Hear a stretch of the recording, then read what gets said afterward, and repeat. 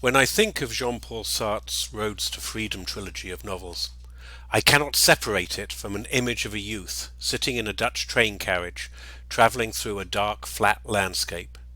The year is somewhere between 1980 and 1982, and the Dutch train is just the start of a journey that would also take in an overnight ferry and trains to and from London in the early morning.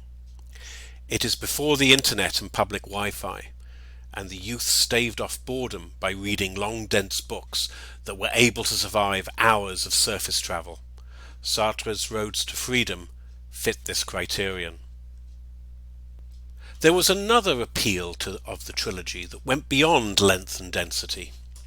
The early 1980s was a period of heightened global tensions between East and West. The stories in the three books of Roads to Freedom, The Age of Reason, The Reprieve, and Iron in the Soul, featured a cast of characters coming to terms with a crisis between 1938 and 1940 that would end in war and invasion. The parallels between Sartre's characters and my own life were clear to me at the time. And yes, if you had not already guessed, that train-bound youth was me. Dislocated thanks to my parents moving to the Netherlands while my school remained in Britain, I experienced international politics as a threat as worsening US-Soviet relations made the possibility of a nuclear war all too real.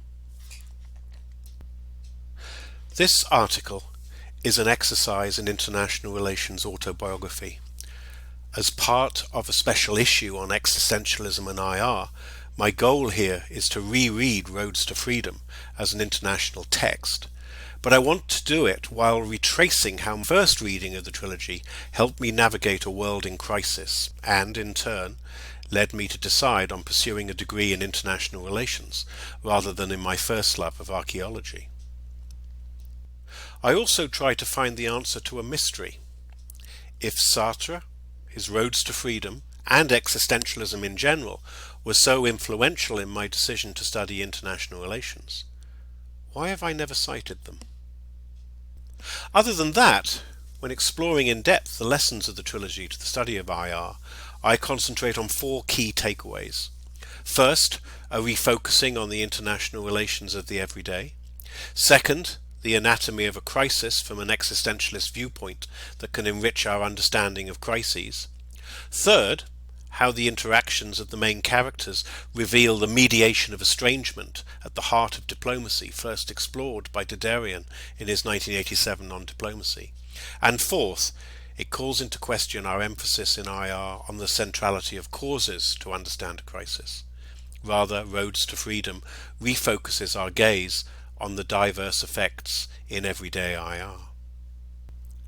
For me, though, Sartre's Roads to Freedom will always be associated with my turn to international relations and memories of those long transnational journeys by train and ferry that took place under the shadow of the bomb.